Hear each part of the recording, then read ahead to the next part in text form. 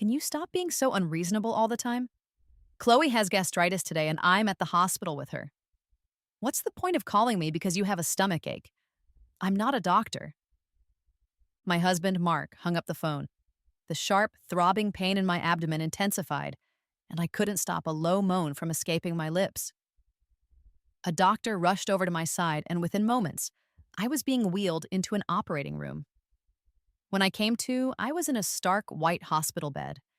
I could feel the strange emptiness in my belly, but the deep, cutting pain that felt like it was tearing me apart hadn't gone away yet. I reached for my phone, and the first thing I saw was a new post from Chloe on social media. The caption read, "Grateful that at this moment, the person by my side is you." Mark had liked it. Chloe was my husband's first love. The most absurd part of it all was that they were in the same hospital as me, probably just a few floors below. There was no anger left in me, only a profound and hollow sorrow. Mark was supposed to have come with me to the hospital for my prenatal checkup today. That was the plan. But he had called to say something urgent had come up at the last minute, so I had to go alone, feeling the heavy weight of my pregnancy with every step. As I was leaving the building after my appointment, I saw him. He was rushing through the entrance with a pale-looking Chloe in his arms. A wave of conflicting emotions washed over me, and I started to move toward him, ready to demand an explanation. But a car accident nearby had caused a crowd to gather at the hospital entrance, making the area chaotic. Mark and Chloe's frantic arrival only added to the confusion. I used one hand to shield my stomach, trying to push my way through the press of bodies. In his state of panic and with all the commotion, Mark didn't see me at all. I pulled out my phone to call him, hoping to get his attention. As I was dialing, someone in the hurried crowd bumped into me so hard that I lost my footing and fell. A moment later, someone shouted, "Blood! There's blood everywhere! A pregnant woman has fallen. I think she's going into early labor." I don't clearly remember being lifted onto a stretcher and carried back into the hospital. I just remember a dizzying sense of something vital slipping away from me. The anesthesia pulled me under, and when I woke up, the first voices I heard were the doctors and nurses gently trying to comfort me. The baby had been stillborn. I lay there alone in the bed, my eyes wide open, for a very long time. In the past, I would have fought with him, argued fiercely, and been angry for the sake of the baby I was carrying. But after being hurt so many times, my heart had become numb. Mark and I had met at the same university. We fell in love during college, got married right after graduation, and 3 years later, our child was on the way. It felt like a storybook romance, going from school uniforms to wedding dresses. I truly believed we would be happy forever. But shortly after I became pregnant, Chloe returned from living abroad. She was Mark's high school sweetheart, his first love. They once had an intense romance, but Chloe ended it when she chose to move overseas for her studies. She had given up on their love for her own ambitions. The first time I met Chloe, there was something in the way she looked at me that made me feel deeply uncomfortable. When I mentioned it to Mark, he was dismissive. "You're overthinking it," he said casually. "She was just visiting like anyone else. She's one of my oldest friends, and there's nothing wrong with a friend coming over to our place. Our families have always been close, so we're all going to be connected." I had read about the hormonal changes that happen during pregnancy and how they can make you more sensitive, so I tried to believe him, telling myself it was just my own paranoia. But from that day on, Chloe started to attach herself to Mark constantly. They would leave work together, have dinner together, and attend parties together. She even started coming to our house to spend time with him.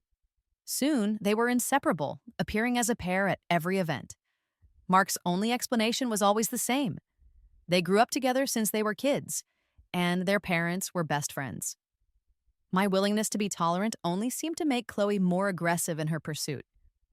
This led to frequent arguments between Mark and me, but he always acted like I was overreacting and being jealous for no reason. One day, during a particularly bad fight, I broke down completely. "Then let's just get a divorce," I screamed at him, "and I'll go abort the child right now."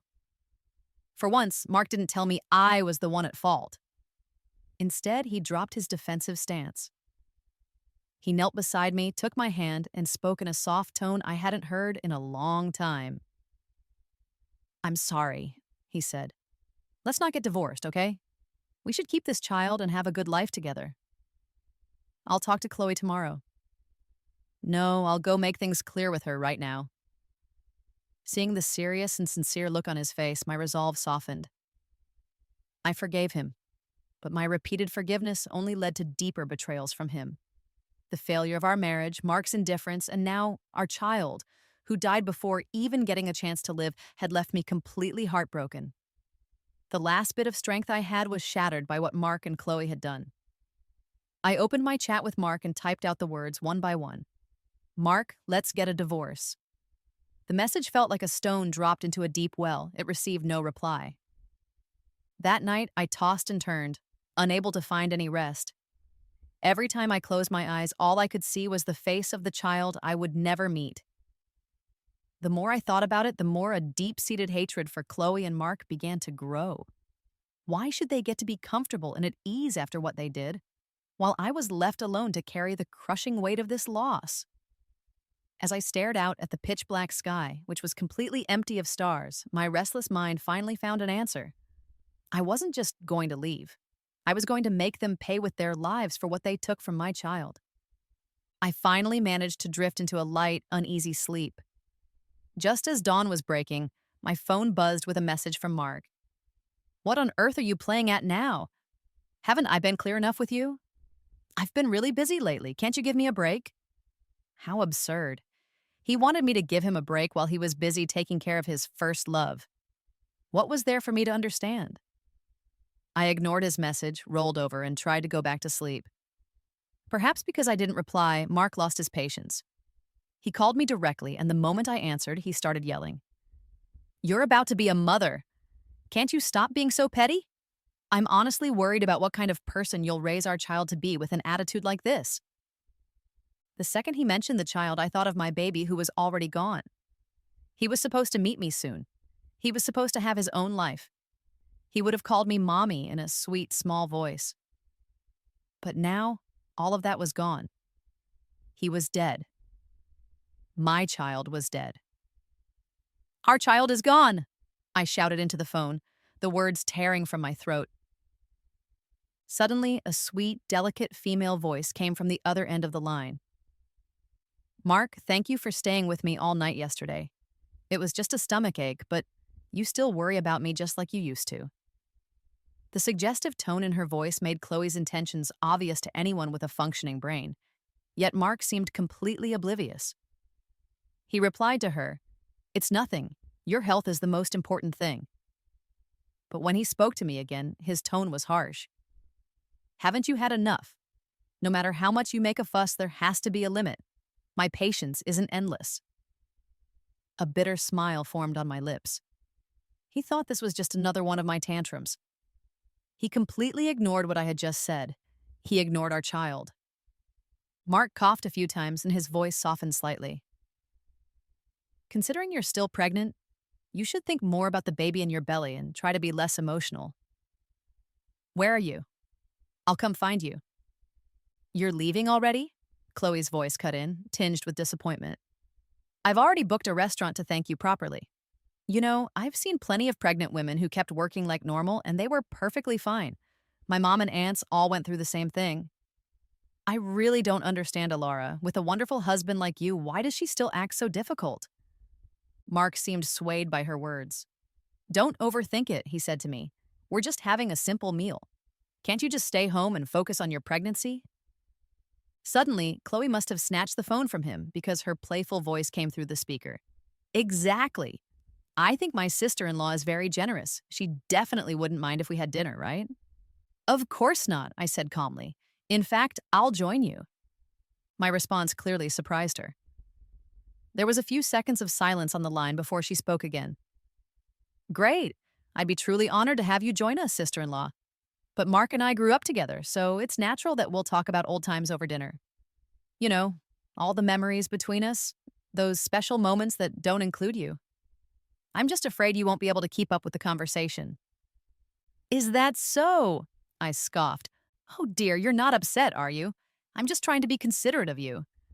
Mark took the phone back. Why are you wasting time talking to her? He said to Chloe, then to me. The place is that restaurant we used to go to all the time. If you're going to insist on making this a big deal, then just come. After saying that, he angrily hung up. I stared at the dark screen of my phone and laughed until tears streamed down my face. When the doctor came in for my re-examination, I told him, "Doctor, I'm sorry, but I need to be discharged." He tried to protest, but I was firm. I know my own body. The baby was almost 8 months along. A premature birth like this causes irreversible damage. Staying in the hospital any longer won't change anything. Seeing he couldn't convince me, the doctor finally agreed to complete the discharge paperwork. I didn't have many belongings, so I packed up quickly and left. My first stop was the hospital's security office, where I requested to review the footage from the previous night. The restaurant was located near the university and was always busy. I stood at the entrance for a while before I spotted Mark and Chloe at a table. I walked over, picked up a glass of water, and, without a word, I splashed it directly in Chloe's face. She let out a terrified scream, covering her face. "Why did you do that?" she shrieked. Mark jumped up, grabbing my arm and yelling at me. "Are you crazy? What are you doing?" His face was contorted with an anger and anxiety I had never seen before. "Do you think you can just bully people because you're pregnant?" At that, I could no longer control my emotions. I broke down completely. "Mark," I sobbed, "our baby is gone. How many more times do I have to tell you? Your baby is already gone." Mark's eyes instinctively flickered down to my stomach, and he seemed to notice for the first time that my once swollen belly was now significantly flatter. His face was a mask of shock and disbelief. "But what does that have to do with me, sister-in-law?" Chloe said, her voice dripping with false innocence. "You can't just get rid of the baby because you're angry about how Mark takes care of me sometimes. That would be incredibly irresponsible." Furious, I slapped her hard across the face. Mark reacted instantly, standing up and shoving me so forcefully that I fell to the ground. His gaze was icy. "How can you be so cruel over something so small? You got rid of our child, and now you're making a scene here. Are you even fit to be a wife, let alone a mother?" He spoke with such conviction that anyone listening would have thought he genuinely cared about our child. The entire situation was so ridiculous it was almost funny. I wondered if he would feel any regret at all if he knew that our child was lost because of him and Chloe. "You were with her all night yesterday, weren't you?" I asked, looking straight at Mark. Chloe blushed and hid behind him. "I wasn't feeling well yesterday, so Mark came to take care of me," she said shyly. An uncomfortable expression crossed Mark's face. He avoided my eyes and spoke defensively. "Chloe was sick yesterday. I took her to the hospital. Didn't I already explain that when you called?" "Then do you know how I lost the baby?" I said, my voice dangerously quiet. "I was at the same hospital for a prenatal checkup. I saw you carrying Chloe, rushing through that chaotic crowd without looking at anything else. I tried to walk toward you, but someone tripped me. I fell into a pool of my own blood, and just like that, the baby was gone." "How could this be? I... Chloe grabbed my arm, her voice pleading. "If you want to blame anyone, sister-in-law, blame me. This isn't Mark's fault. It's all my fault. I shouldn't have asked him for help yesterday." As she spoke, tears streamed down her face, making her look pitiful and weak. Mark immediately began comforting her softly. "This isn't your fault," he murmured. Then he turned to me, his tone harsh once again. "In the end, the loss of the child was your own carelessness. Chloe hasn't even fully recovered, and you splashed water on her and slapped her. You need to apologize to her right now." Hearing Mark's words, Chloe looked over at me with a triumphant, provocative smile. I was trembling with so much anger I thought I might explode. I wanted nothing more than to destroy both of them. It wasn't just because Chloe had seduced my husband, but because in the security footage I saw with my own eyes that the person who pushed me down was Chloe's mother. I was wrong. I was so incredibly wrong. My first instinct was to get a divorce and walk away. But I had suffered so much. I lost my child, and I almost died along with him. How could I possibly let Mark and Chloe get away so easily? When Mark and I first got together, my parents didn't approve because of the huge financial gap between our families. I fought with them over it, and in the end, they gave in. Worried that I would struggle, my parents gave me a house as a dowry, along with a bank card full of money. It was all supposed to be my personal property. But I was so foolish and in love back then. Swayed by Mark's sweet words, I had the house notarized in his name. The money in my bank account was all used to support Mark's business startup and to cover our shared living expenses. All of my premarital assets had effectively become marital property. If I divorced Mark now, he would be entitled to half of everything and could go live happily ever after with Chloe. I would be left with nothing but heartbreak, a complete fool. I licked my dry lips, a strange, tearful laugh escaping me. I walked up to Chloe, pushed the stunned Mark aside, and gently touched her flushed cheek. My calm demeanor seemed to frighten her, and she shrank away. Don't worry, I won't hit you again. Since you love being the other woman so much, I'll let you have what you want. I won't divorce Mark right now. Chloe huddled into Mark's arms, her voice trembling. What did I do wrong? Why are you calling me the other woman? You're hurting my feelings. Mark patted her back soothingly. You've gone too far, he said to me. Considering you just lost a child, we'll let this go for today. When you're feeling better in a few days, you can come and apologize to Chloe. I truly could not believe he could say something so disgusting. My own husband, holding another woman in his arms, was angrily accusing me. Anyone who didn't know the situation would assume they were the married couple. Mark, Chloe, I said, my voice flat, you two have shown me a level of shamelessness I didn't think was possible. It's absolutely disgusting. When I got home, I locked the door behind me. Only then, in the silence of the empty house, did the darkness of the situation truly hit me. I placed a hand on my empty stomach, where just yesterday I could feel a life stirring inside. Thinking about Mark's reaction at the restaurant, it was clear that no one cared about this child except for me. The pain and grief in my heart became unbearable. My body slid down the wall until I was sitting on the floor, hugging my knees as tears flowed uncontrollably. No one could possibly understand the soul-crushing pain of losing a child. Even with the security video in my possession, I knew I wouldn't go to the police. I understood that if I reported it, at most, they would have to pay some sort of compensation. But I knew this was more than an accident. It was a carefully planned trap designed to destroy me. I had to pull myself together. I had to find more evidence. I would make them pay for what they did, and they would be buried alongside my poor child. Just then, the doorbell rang.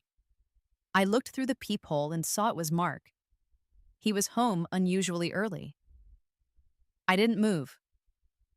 After a while, I heard him unlocking the door himself. He must have checked the living room and kitchen because when he didn't see me, he came straight to the bedroom door. He didn't try to open it, and there was a long silence before he knocked. I'm sad about losing the child too, he said through the door. But it was an accident. People can't stay stuck in the past. We have to move forward. I didn't know if he was truly sad or if he had ever genuinely looked forward to our child's arrival. The sound of his knocking faded, replaced by Chloe's voice. Is she still mad at you? Why is she so emotional? Why don't you come stay at my place tonight and we can figure this out tomorrow? Mark didn't answer. Chloe kept trying to persuade him. Mark, my stomach still hurts. It would be easier for you to take care of me if you moved in. In the end, Mark gave in. I heard his footsteps pacing back and forth outside the door for a while before he returned one last time. Chloe isn't feeling well. I'm going to take care of her tonight. You should take this time to reflect on your behavior. Hearing those disgusting words, my heart felt surprisingly calm. The only thought in my mind was getting justice for myself and my child. The next morning, after a deep, dreamless sleep, I woke up to the sun high in the sky. For once, Mark had sent me several messages. I glanced at them. They were all generic, placating things like, drink more hot water, and take good care of yourself. In the past, he never would have sent me messages like this. I was always the one sending them to him. The sudden role reversal felt strange. He was only doing this because he felt guilty about the baby. Unfortunately for him, I no longer cared. I put my phone down, got up, and washed my face. As I stepped out of the apartment building, Chloe suddenly rushed out from around a corner. I reacted quickly, grabbing her arm and pushing her forcefully to the side. She stumbled and fell to the ground. With Mark not around, her sweet act disappeared completely.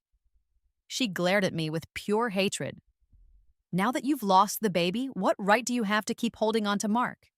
If you know what's good for you, you'll divorce him immediately. I looked down at her with a mocking expression and smiled. I've told you before, as long as I don't divorce him, you will always be the other woman. Since you love being a mistress so much, how could I possibly disappoint you? I turned to leave, but Chloe grabbed my leg, refusing to let go. Out of the corner of my eye, I spotted a group of the neighborhood's most gossipy but kind-hearted elderly ladies. An idea formed in my mind. I immediately changed my tone, making my voice sound pitiful and desperate. Please don't do this to me, I cried. I've already lost my child. I can't lose my husband too. I'm begging you, please let my husband go. As I spoke, I managed to squeeze out a few tears, putting on a show while trying to pull my leg away from Chloe. The neighborhood ladies were formidable. They immediately came to my defense, standing behind me and verbally attacking Chloe.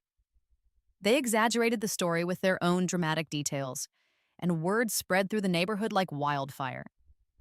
Soon, everyone knew that Mark was keeping a mistress, that he had driven his pregnant wife to a miscarriage, and that he had essentially killed his own child.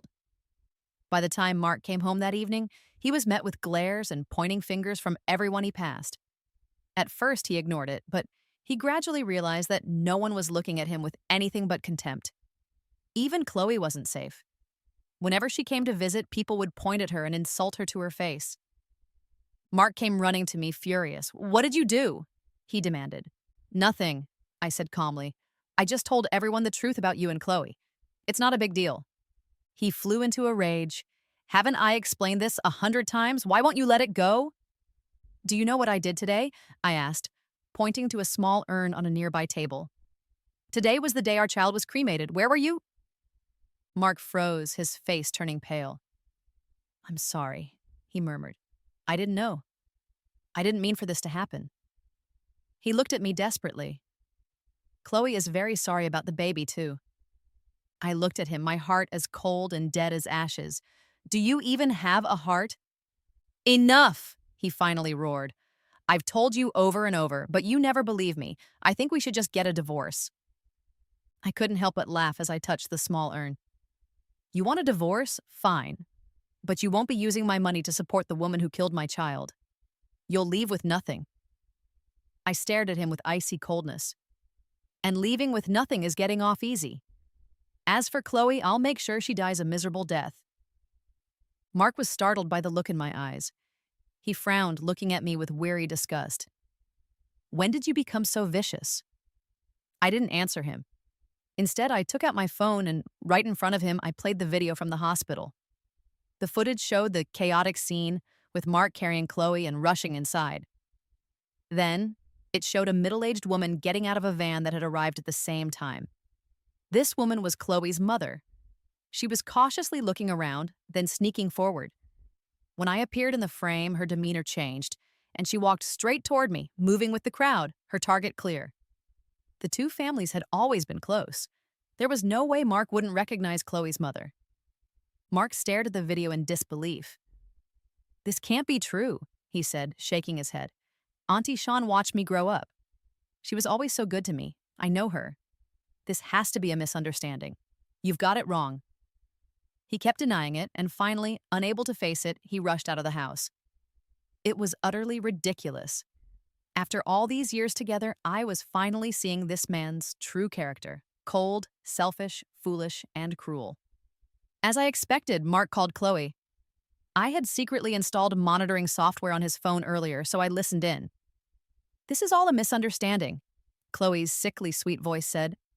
"My mom was at the hospital that day because my uncle was in a car accident and was admitted." It was a complete lie. The video showed her mother getting right back into the van and leaving the scene after she pushed me. "We grew up together, Mark, and you're going to doubt me over this?" Chloe said, her voice breaking. "I'm really heartbroken." Mark sighed. "You're right. I acted impulsively. I'm sorry. I was just too anxious." This wasn't the outcome I wanted. That evening, Mark came home looking exhausted. He moved his things into the guest room without a word and started preparing my favorite foods for me every morning before I woke up. He was trying to appease me, terrified of what I might do next. A few days later, after he left for work, I went downstairs to take out the trash. As I walked through a small alley, someone grabbed me from behind, covering my mouth and nose with a cloth. I pretended to struggle for a moment before letting myself go limp. When I woke up, my eyes were covered and my mouth was gagged. I had no idea where I was. I heard a door open and someone stopped in front of me. The blindfold was ripped off, revealing a strange man. Taking advantage of his momentary distraction, I quietly pressed a button on the bracelet hidden under my sleeve, which sent an emergency signal to the police. "So, you're the one who refuses to divorce my nephew-in-law, spreading rumors about my niece all over town," the man sneered. As my eyes adjusted to the dim light, I realized I was in an abandoned factory. He saw me looking around and grabbed me by the hair, pulling hard. My scalp burned with pain and tears welled in my eyes. "I'm talking to you," he snarled. "Tell me, how should I punish you?" The door opened again and Chloe walked in looking impatient. "Uncle, before you do anything, I want to talk to her." I looked at her smug expression and couldn't help but laugh out loud. "What are you laughing at?" she demanded, slapping me hard across the face. "I'm laughing at how stupid you are," I said, the side of my face stinging. "Are you going to kill me? If I die, I finally get to see my child." "You're still talking," she spat, slapping me again. "The child is gone, but you still won't divorce Mark. I tried everything to get him back, but you just won't let go. You're quite something." She paused. "I won't kill you. A pretty face like yours will sell for a good price." "All right, that's enough talk," her uncle chimed in. "The buyers are waiting. Let's not waste any more time. Let me have some fun with her first." Chloe gave me one last smug look and walked out. The man grinned, rubbing his hands together as he reached for me. Just as his fingers were about to touch the buttons of my shirt, police sirens wailed outside. Chloe rushed back in, her face panicked, but it was too late. She was still too foolish. From the moment Mark moved into the guest room, I had been in constant contact with the police, setting up this entire plan. In the end, Chloe, her uncle, and her mother were all taken to the police station for questioning. When Mark received the call and rushed to the station, I had just finished giving my statement. "There must be some misunderstanding here. Chloe and the others just had a small disagreement," he shouted as he burst in. "Sir, please do not interfere with an official investigation," an officer said calmly, escorting a protesting Mark out of the station. In the following days, Mark ran around tirelessly trying to help Chloe's family, showing more dedication than he ever did when his own mother was hospitalized. He heard from a friend that if I signed a letter of understanding, Chloe might get a reduced sentence or even be acquitted. He managed to get one and brought it to me, asking me to sign. "Don't you think your concern for Chloe goes far beyond what's normal for a friend?" I asked him calmly. "So then, what am I to you?" It wasn't about the letter anymore. I just wanted an answer. He thought for a long time before replying. "I don't know," he admitted. "Back then, she broke up with me to go abroad. My friend said the best way to get over someone is to start a new relationship. So, I got together with you. After a while, my parents started pushing for marriage, and so I married you. But after we got married, Chloe came back and told me she still loved me." He watched my expression carefully before continuing. "I'm not that impulsive kid I used to be. Chloe's father passed away when she was young, so I naturally feel protective of her. But you have to believe me. I never crossed that line. I would never betray my family." He had always loved only himself. He married me because of pressure and because I was the most convenient choice. His care for Chloe was just a mix of leftover sympathy and a way to make himself look like a good person. My disgust for him reached its peak. Everything he did was for his own benefit. "If you agree to a divorce where you leave with nothing," I told him, "I'll consider signing your letter." He could no longer maintain his calm facade. "I disagree. I can tell you still love me.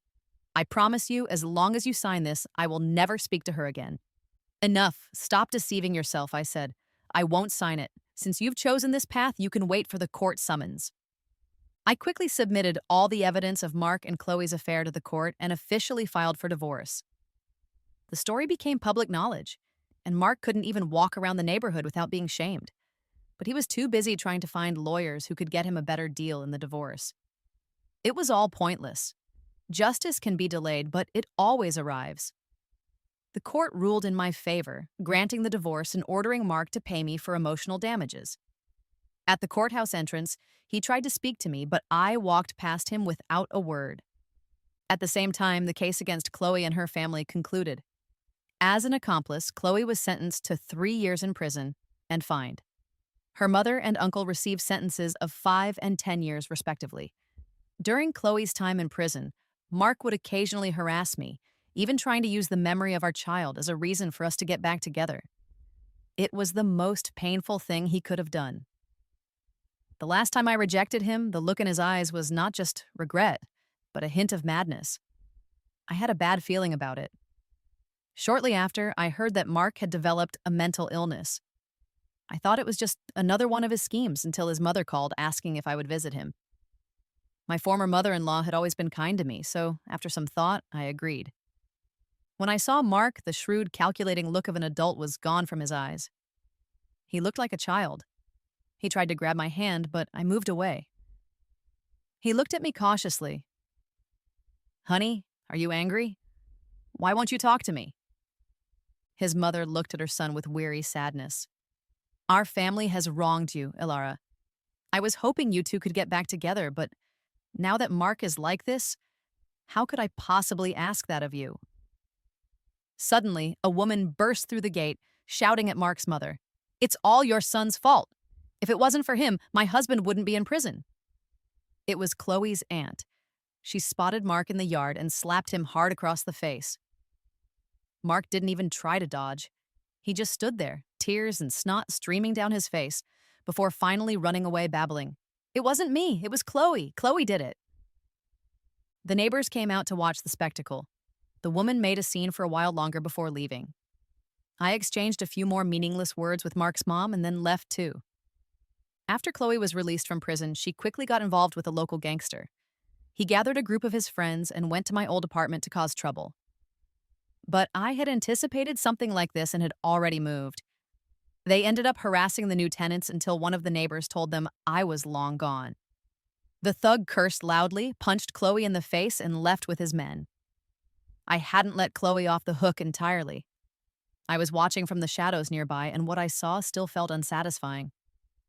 Chloe walked downstairs and stood at the entrance to the same alley where I had been kidnapped. I was about to follow her when her aunt appeared out of nowhere. She had found out where Chloe was. In a sudden, violent movement, she rushed forward with a fruit knife and stabbed Chloe directly in the heart. Chloe collapsed in a pool of blood. "It's all your fault, you wretched girl," her aunt muttered through gritted teeth. "If it weren't for you, my husband wouldn't have gone to prison and he wouldn't have been beaten to death in there." Still consumed by rage, she stabbed the body several more times, repeating, "It's all your fault." The scene was so gruesome I had to run to some nearby bushes and vomit. When I lifted my head, I saw a figure hiding in the distance. I squinted to get a better look. It was Mark. He was wearing a triumphant smile, as if he had finally gotten his revenge. As I watched, our eyes suddenly met. He gave me a chilling grin before turning and walking away. The neighbors called the police, who arrived quickly and took the aunt away. She was eventually admitted to a mental hospital due to her unstable condition. After learning of her daughter's death, Chloe's mother insisted that the police continue their investigation, convinced someone else was behind it.